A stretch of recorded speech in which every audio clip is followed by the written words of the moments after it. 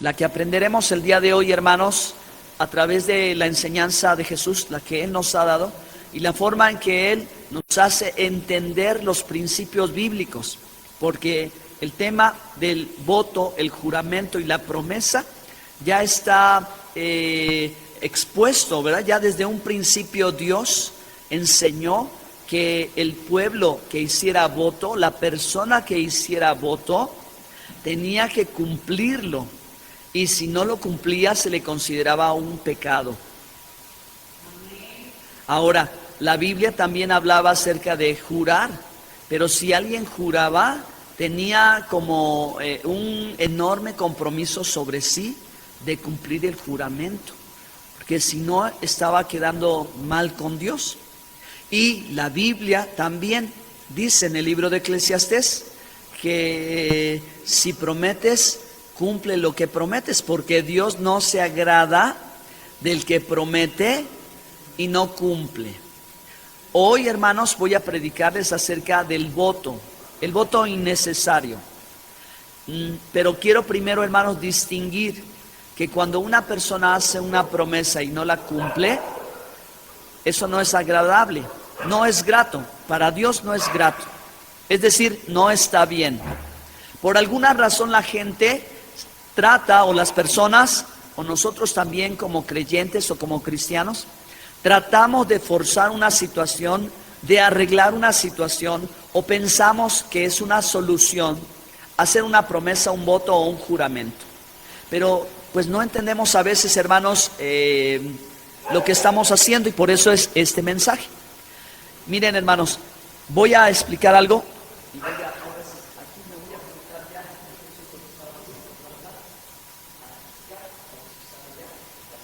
Bueno, fíjense, hermanos, que el voto, el juramento o la promesa, además de que puede ser un asunto personal, porque yo lo necesito, porque creo que lo necesito, porque siento que lo debo de hacer, porque si lo hago, arreglo las cosas. Pero además de ser algo personal, de pronto un voto personal se puede volver una costumbre que trata de incluir a los demás, porque yo que lo hice creo que está bien y quiero que los demás lo hagan, pero el asunto no solo es que quiera que los demás lo hagan, sino que los obligue a que ellos también lo hagan. ¿De acuerdo? Ese es un asunto delicado que va un poco más allá de mi persona, va un poco más allá de solo lo que yo quiero o lo que yo creo, que siento que debo hacer, porque puedo parecer más espiritual o porque siento que lo necesito, o porque es una solución. Ahora vamos un paso más adelante para que vean el impacto que tiene cuando las personas hacen un voto innecesario, pero además quieren añadir a todos los demás con un carácter obligatorio de esto. Y al final un voto se vuelve una costumbre se vuelve una ley, y una ley se vuelve una religión. Ahora mi pregunta es, para que todos pensemos, hermanos, ¿cómo se han formado las religiones? Y cómo en el mundo cristiano se han hecho tantas divisiones y hemos formado denominaciones y grupos que por defender nuestras posturas o nuestras ideas hemos ido fragmentando el cuerpo de Cristo. Y tratamos de mantener nuestra idea, pero no solo mantener nuestra forma de entender o de pensar o de adorar a Dios, sino queremos que todos los demás lo hagan, porque consideramos que esa es la manera correcta. ¿Okay? Entonces, voy a ponerles un ejemplo muy sencillo de lo que ha pasado en otro grupo. Un grupo de personas que creen que tomar café es pecado. Entonces, las personas creen que tomar café es pecado. Y por eso no toman café, no solo el que tuvo la idea o el que hizo voto con Dios y dijo, yo no tomaré café en mi vida. Y él luego, ¿verdad? A través de su influencia y su idea y su pensamiento, que en la Biblia, hermanos, no hay un mandamiento que prohíbe no tomar café, ¿no? El café es tan delicioso, tan rico, a mí me encanta el café, qué bueno que no soy de ese grupo, si no ya me hubieran linchado, ¿verdad? Está tomando café, pecador, se va a ir al... No. Hermanos, fíjense, para que ustedes vayan entendiendo, ¿qué es pecar? En la Biblia nos enseña en la carta de Juan, porque pecado es la transgresión de la ley. Cuando alguien desobedece un mandamiento, peca. Claro que sí, es la escritura, ¿verdad? Es la palabra de Dios. Pero ¿qué pasa con el voto? ¿Qué pasa con el voto? Si el voto no es algo que Dios manda, pero es algo que si la persona no cuida sus palabras delante de Dios y lo hace, se le cuenta como pecado. Si no cumple su voto, se le cuenta como pecado. ¿Se dan cuenta? Entonces, por eso, hermanos, se ha elevado algo que no era necesario a un nivel de una costumbre, de una obligación, de una restricción. Entonces, bueno, puede ser que haya personas que queriendo hacer bien en la vida para sí mismas, han hecho un voto a Dios y han dicho, jamás probaré alcohol en mi vida. Ok, es un voto. Pero hermanos, hay una instrucción en la Biblia, ¿no? Acerca de que a las personas pueden probar el vino, claro, sin el propósito de embriagarse, porque esto está entendido en la palabra de Dios. Entonces, alguien puede decir, yo no tomo vino, pues aquí nadie toma vino, ok. Pero si seguimos adelante y entonces ponemos el resto de las restricciones y decimos, es que ellos toman vino y nosotros no tomamos vino, entonces ellos son los pecadores, etcétera, etcétera. ¿Se entiende el ejemplo, hermanos? Bueno, vamos a regresar al principio, cuando Jesús nos enseña en que, hermanos, no tenemos por qué, o no debemos por qué, hacer un voto en la situación en la que nos encontremos sin pensarlo. O hagamos un juramento, porque Jesús dice, no juréis por el cielo ni por la tierra, no juréis, ¿verdad?, por el nombre de Dios, porque es sagrado. No juréis ni siquiera por tu cabeza, porque tú no tienes dominio de esto, no, nada de esto te pertenece. No jures por Jerusalén, no es tuyo, porque lo que pones en juramento lo comprometes, y para que lo pongas en juramento de verdad tendría que pertenecerte. Pero hermanos, ni siquiera un cabello de nuestra cabeza nos pertenece, todo le pertenece a Dios. Entonces, la enseñanza de la palabra de Dios es esta, hermanos, que una persona puede jurar, pero debe de saber, ¿verdad?, por qué va a jurar. Y no es a veces necesario. Ahora, las situaciones de la vida a veces ponen a las personas en un punto en el que digan, Señor, si tú haces esto, yo te prometo, ¿verdad? Y entonces ahí es donde nosotros mismos nos tendemos un lazo con nuestra boca. Y entonces nos comprometemos en una situación que no de. Si tú haces esto, yo te prometo que ahora sí voy a hacer esto y voy a hacer aquello. Como dicen por ahí, tratamos de forzar un poquito a Dios a que Él haga algo. Hermanos, nosotros no podemos hacer eso. La voluntad de Dios es perfecta. Nosotros tenemos que tener confianza. Nosotros podemos pedirle a Dios y Dios nos puede dar. Pero nosotros no podemos poner a una condición a Dios de algo. Porque entonces luego las personas dicen, es que yo le pedí a Dios que hiciera esto y le prometí que iba a hacer aquello, pero como Él no lo hizo, yo tampoco voy a hacer lo otro. Y eso no es así. Entonces, el tema de hoy, hermanos, el mensaje que hoy les quiero dar tiene que ver directamente con lo que hablamos y el cuidado que debemos de tener de nuestras palabras, que con nuestras propias palabras no nos enredemos nosotros mismos. Por eso la Biblia dice, ¿verdad?, que en la multitud de palabras, en la muchedumbre de palabras hay pecado. Que nuestras palabras sean cortas, que nuestras palabras sean breves, hermanos, pero que nosotros pensemos antes de comprometernos. Ahora, vamos a leer la escritura. Por favor, vean el pasaje de Números 30. Es una buena manera de ilustrar todo esto. Números 30. Si su Biblia tiene encabezados, dice, ley de los votos.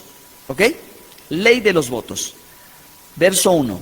Habló Moisés a los príncipes de las tribus de los hijos de Israel, diciendo, esto es lo que Jehová ha mandado. Cuando alguien hiciere voto a Jehová, o hiciere juramento ligando su alma con obligación, no quebrará su palabra. Hará conforme todo lo que salió de su boca. ¿Ok? Miren, hermanos, que delante de Dios nuestras palabras son importantes, ¿ok?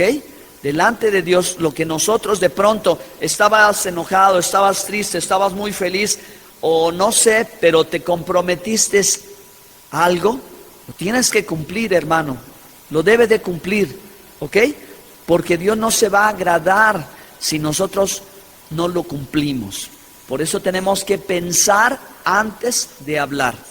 Y ya les puse en un inicio el impacto que tiene cuando las personas de pronto no pensamos o queremos hacer algo innecesario adicional, porque sentimos que hace falta un poquito más y no llegamos a comprender la voluntad de Dios perfecta y agradable. Una cosa importante, hermanos, que me viene clara a la mente: Cristo nos hizo libres. Hermanos, si nosotros ya somos libres en Cristo Jesús, ¿para qué queremos ponernos nosotros mismos ligaduras? Ahora, sin embargo, hermanos, esto es importante que ustedes ya logren distinguir la diferencia entre la espiritualidad y la religiosidad. Porque en verdad, hermanos, la vida espiritual se cultiva en una manera que la religiosidad trata de imitar sin la dirección de Dios, o, ¿verdad?, haciendo costumbres de hombres como mandamientos de hombres. Voy a seguir ilustrando un poquito más esto que quiero decirles. Para el tiempo de Jesús, los grupos religiosos de los judíos habían formado pues su religión. Y esa religión que se conoce como el judaísmo, era el judaísmo de su época. Pero igualito que el tiempo de hoy, había diferentes grupos que defendían sus opiniones y sus puntos de vista. Y cuando viene Jesús, Él viene a aclarar y decir lo que es verdad y lo que no es verdad. Por eso a algunos les decía unas cosas y a otros otros. Él no pertenecía a ninguno de ellos. Él es el Mesías, el Salvador. Él es el Maestro, Él es el Señor, es la palabra viva. Ahí estaba la palabra viviente de Dios presente para aclarar todo. Pero ellos defendían sus posturas y sus mandamientos de hombres, es decir, sus costumbres en cómo ellos querían obedecer a Dios y no se estaban atendiendo a entender lo que decía la palabra de Dios. Es una situación que tenemos que enfrentar, hermanos, y que tal vez con el tiempo que va transcurriendo a la venida de Cristo seamos capaces de derrumbar las barreras que han separado al cristianismo, para que, hermanos, ya no digamos yo soy de Apolo, yo soy de Cefas, yo soy de este. Al final todos somos de Cristo y todos seguimos la enseñanza de Cristo, y Cristo es la cabeza de todo el cuerpo, y lo que Él diga es lo que se tiene que hacer, y nosotros ya tenemos que dejar de lado entonces esa religiosidad, porque, hermanos, es bien difícil de pronto que uno pueda integrarse en la iglesia o en cualquier congregación. Yo lo digo con mucho respeto, ¿verdad? No trato de ofender ni de fallar a nadie, ni dejar a alguien en mal. Pero al final a veces ni siquiera, hermanos, somos nosotros los que hacemos. Son los mismos líderes, hermanos, los que se ponen en vergüenza. Hay un hombre que está en Estados Unidos, encarcelado, acusado de acoso sexual. Está acusado, hermanos, de violencia y de maltrato, de pornografía infantil. Y es el principal líder de una iglesia que tiene un edificio muy bonito ahí por Fortín. ¿Sí me entienden? Cosas tremendas que la gente no tuvo la capacidad de discernir y que simplemente se dejó llevar por el juego, porque no conoce la palabra de Dios y obedece a mandamiento de hombre. Porque si ese hombre decía tráigame a 10 damas aquí, tráigame a 10 hermanitas acá, tráigame uno, oiga, la gente no pensaba y decía ¿qué va a hacer ese hombre con esa gente? Algo vergonzoso, algo terrible, porque la gente olvidó la palabra de Dios, dejó de obedecer a Dios y empezó a obedecer a un hombre que se creía un ángel. Un hombre que se creía un reemplazo de Jesucristo, un supuesto y falso apóstol. Qué vergüenza, hermanos. Pero ahí tiene una comunidad inmensa. Esos lugares están llenos. Parece que a la gente le gusta lo malo. Parece que a la gente le gusta la cosa religiosa, apariencia de piedad, mandamiento de hombre, costumbre. Y ahí todos los ve. Tal vez, hermanos, se pueda ver muy bonito la escena, ¿verdad? Todas las hermanitas a un lado con su velo, su vestido blanco. Todos los hombres también muy bien trajeados, el edificio bonito. Hacen un coro muy bonito, sí, pero no saben palabra de Dios. Es el problema de todo cristiano. No sabe palabra de Dios. Tiene que aprender palabra de Dios y tiene que dejar fuera el mandamiento de hombre. Entonces a veces ha pasado desafortunadamente en la historia del cristianismo, en la iglesia popular, que no se ve, hermanos, pura tradición de hombre, pura cosa de hombre, no hay cosa de Dios, porque empezó todo esto con la idea de que alguien dijo, pongamos este muñequito aquí, vamos a honrar este muñequito, esta historia de esta persona, y todo el mundo, ¿verdad? Se hizo una costumbre, y así son los pueblos, ¿no? Tienen a su ídolo acá, y el pueblo tiene su ídolo acá, y hace su peregrinación por acá y por allá. ¿De dónde salió eso? De alguien que se le ocurrió hacer un voto y decir, yo me voy de rodillas de aquí hasta, ¿verdad?, a tal lugar, y se volvió una costumbre, y la gente ya ahora, en cierto tiempo, se siente obligada y piensa que agrada a Dios. Entonces, hermanos, por eso se les toma como pecado. Por eso Dios dice, miren en la palabra de Dios, vamos a seguir adelante. Verso 3 dice, mas la mujer cuando hiciere voto a Jehová y se ligare con obligación en casa de su padre en su juventud, si su padre oyere su voto y la obligación con que ligó su alma, y su padre callare a ello, todos los votos de ella serán firmes, y toda obligación con que ella hubiera ligado su alma será firme. Por ejemplo, hermanos, una joven, pues tal vez, ¿verdad? Quiero imaginar cualquier cosa. Lo más común, ¿verdad? No ha encontrado a un joven que le agrade. Y diga, no, yo creo que no me voy a casar hasta los 40. Ah, cuidado, porque ya se está atando a sí mismo. Y entonces se está poniendo una condición de su vida de algo que no tendría que ser así. Pero dice la palabra de Dios que si los padres lo oyen, ¿qué tienen que hacer los padres? Cancelar. Y decirle, hija, cancelo estas palabras. No va a ser así, y tiene que decirle, tu vida va a ser así, tú vas a ser feliz, vas a esto, el otro. ¿Ok? Entonces, puede ser cualquier cosa que de pronto en la juventud por la situación de los jóvenes viven, y ellos mismos dicen, no, es que yo no sirvo para esto, yo no sirvo para aquello, o yo me voy a ir con tal persona, o cancelar. Papás, tenemos la obligación, porque están bajo nuestra autoridad, de cancelar las palabras. El problema es si no las escuchamos, o si las escuchamos y dijimos, ay, luego se le va a pasar, ay, lo dijo porque sí. No, hermanos, no puede ser que las palabras se digan porque sí, porque afectan la vida. Ahora, rápido, hermanos, vamos a algo que no está aquí dentro de esta lista, pero que tiene que ver con esto.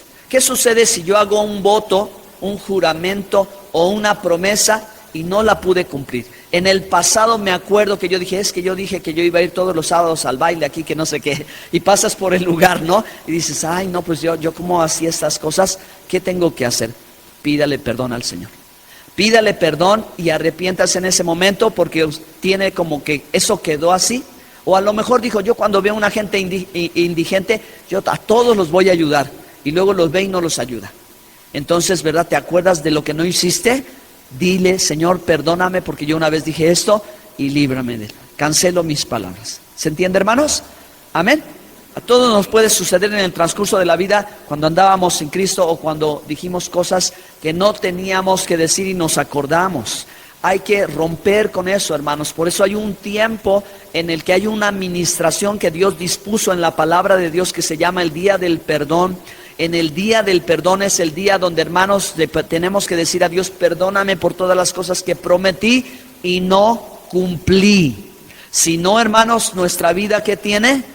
Nuestra vida tiene una ligadura, una atadura, y estamos amarrados, y por eso no vemos cosas de Dios, no vemos avance en nuestra vida, porque nos hemos enredado con los dichos de nuestra boca. Dios nos da oportunidad de romper todas esas cosas, hermanos, porque todo pacto que se haya hecho, aunque haya sido con el enemigo, se puede romper. Hermanos, el único pacto que permanece sempiterno es el pacto con Dios. Amén. Hermano, el voto matrimonial, entra el voto matrimonial. Acuérdese, ay Dios mío santo, ¿qué hicimos? No, no es cierto. Ahí dijimos, en las buenas, en las malas, ahí dijimos, ese voto se cuenta, hermanos. Es el voto que Dios respeta. El pacto con Dios y el pacto matrimonial. Amén. Bueno, pues entonces hay que liberarnos de estas cosas. Y miren, por eso dice el siguiente versículo, verso 5, Números 35, mas si su padre le vedare el día que oyere todos sus votos y sus obligaciones con que ella hubiere ligado su alma, no serán firmes, o sea, no van a funcionar, no van a operar en el ámbito espiritual de la persona. Jehová la perdonará, precisamente porque el voto entra en calidad como mandamiento. O sea, Dios lo toma como algo serio, y como si no lo hace es pecado, Tal vez el juramento no dice la palabra de esto, yo leí la palabra, o la promesa dice, no le va a gustar a Dios, pero no te lo va a tomar como pecado. El voto sí te lo toma como pecado, ¿ok? Así que dice que si el papá se da cuenta, cancela esas palabras y dice Dios la va a perdonar, ¿ok? Entonces, hermanos, las cosas son como desde el principio, así como hasta el día de hoy. La mujer cuando va a dar a luz a un bebé tiene los dolores de parto, como la palabra de Dios dijo desde el principio. El orden de autoridad en la vida de la familia sigue siendo igual. Cristo cabeza del varón, varón cabeza de la mujer, el padre cabeza del hogar, los padres autoridad de los hijos. Vean cómo tenemos todavía, hermanos, eso no va a cambiar aunque venga la ideología de género y quieran, hermanos, hacer cosas como la igualdad. No, es que cada quien tiene su lugar. El varón y la esposa, ¿verdad? El padre de familia, la cabeza del hogar. Esto es lo que la palabra de Dios dice. Y dice, ¿verdad?, que si el padre se da cuenta y dice, cancelo esta palabra, esto no va a ser así, entonces Dios va a perdonar. Verso 6, pero si fuese casada, hiciere votos o pronunciare de su labio cosa con que obligase su alma, si su marido la oyere y cuando la oyere callare a ello, los votos de ella serán firmes y la obligación con que ligó su alma firme será. Es decir, lo que soltó va a funcionar en el ámbito espiritual, ¿ok? Aquí, ¿qué sucede? Que la mujer no está sujeta al padre, ahora está con el esposo. Y ahora el esposo, fíjense, siempre se ha hablado del sexto sentido de la mujer, ¿no es cierto? Siempre hemos dicho, yo también lo he dicho, la mujer tiene un sexto sentido, un radar, rastrea, Susa, ¿cómo le hace? Bueno, pero, el varón tiene también, hermanos, un sentido particular de discernimiento. ¿Por qué la palabra de Dios le dice aquí a la mujer que si la mujer dice, ay, no, hace todo frío, yo no me baño hasta el próximo año? Ejemplo, ¿verdad? Y el marido dice, no, a mí esa idea no me gusta. El marido escucha y dice, no, claro que no, eso no va a pasar así, tú vas a hacer esto. Ejemplo, ¿verdad? El varón tiene autoridad porque el varón está puesto, hermanos, para vigilar y para cuidar. Hermanos, sepan esto, que el varón tiene discernimiento de la protección de la mujer, porque es su rol en la vida. El varón es cabeza de hogar, proveedor y protector. Por eso Dios le dio, no un sexto sentido, sino un discernimiento de peligro, de advertencia y de cuidado. Acuérdense que cuando Dios creó el huerto de Edén y puso al varón, lo puso a vigilar y a cultivar el huerto. Y luego le añadió a la mujer, ¿no? Entonces, ahí esa función del varón, eso todavía sigue vigente hasta el día de hoy también. Los varones tienen una capacidad particular de detectar el peligro. Por eso es que Dios le dice, si su esposo lo escucha, este esposo tiene que estar alerta y decir, no, esto no va a ser así. La mujer casada ya no puede actuar solo por sí, tiene que ir en acuerdo con su esposo. Amén. Miren.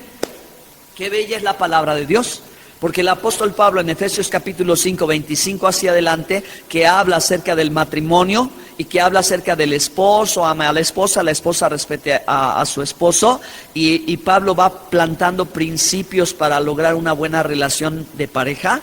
Entonces cita esto, y el apóstol Pablo sabe de las dificultades, y el apóstol Pablo todavía dice, si dos, ¿verdad?, una pareja se pone de acuerdo y dice, si se van a separar, ¿verdad?, por el motivo que sea, aquí Pablo dice el motivo de la espiritualidad, de la oración, que los dos vayan de acuerdo. Entonces, vamos al punto.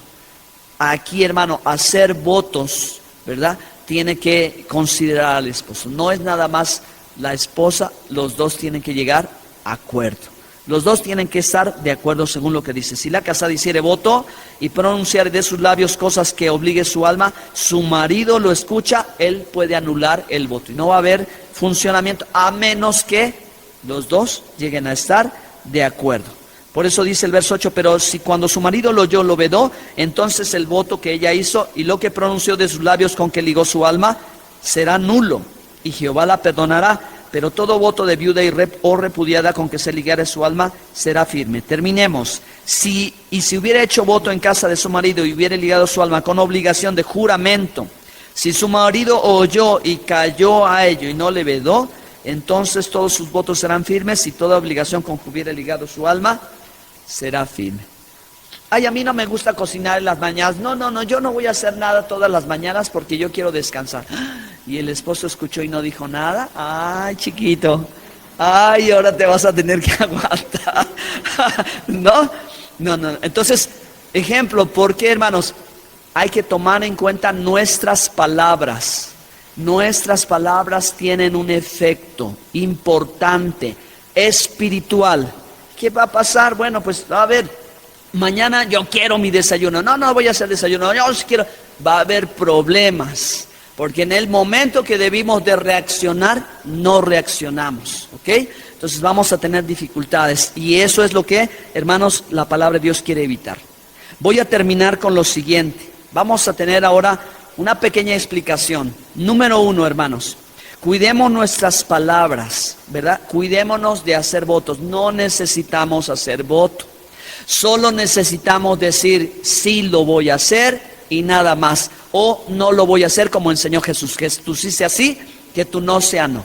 No tienes por qué echar rollo. Porque un voto es producto de una decisión de un hombre, una restricción que alguien se autoimpone. Por algún motivo, por alguna razón, quiere autoimponerse, ¿verdad? De algo que tenga que hacer. Dice, yo no voy a hacer esto. Por ejemplo, yo no me voy a cortar el cabello, o yo me voy a dejar la barba. No lo sé, ¿ok? Pero de pronto hacemos cosas así. El voto es una restricción, ¿verdad? Que se propone a un nivel casi como de obedecer a Dios. Y ahí viene el problema. Porque luego ni obedecemos lo que Dios nos dice y estamos preocupados por otras cosas. Mis queridos hermanos, la iglesia por tiempo, y todas las iglesias, que Dios las bendiga, pero hay iglesias que han caído en esto, porque han formado a sus miembros para poner mucha atención en su forma de vestir, en su apariencia. Están muy fijadas en esto y no están atentas a lo que realmente puede ser la espiritualidad. Si una persona entra con la ropa inadecuada a su lugar por costumbre, no la van a dejar entrar. Y eso va a ser un problema porque la persona no va a entender. Pero ¿qué debemos de hacer? Esto es lo que debemos de hacer y si ustedes siguen a Jesús, tienen que hacer esto. Jesús enseñó, el primer mandamiento es amar a Dios. El segundo mandamiento es amar al prójimo. Eso es el resumen de todo. No está difícil. Ahora, ¿cómo amo a Dios? Bueno, no tengo ídolos, no invoco su nombre en vano, guardo su día, honro al padre, a la madre, etc. ¿Sí? Ahí está. ¿Y cómo amo al prójimo? No le robo, no le miento, no le codicio sus cosas. ¿Sí se entiende, hermanos? Ya está, empezamos los 10 mandamientos haciendo lo que tenemos que hacer. Y después de esto vámonos a los detalles, cómo tratamos a los animales, cómo marcamos los linderos de nuestra propiedad, cómo hacemos los negocios, todo lo que tiene que ver con las esferas de la vida.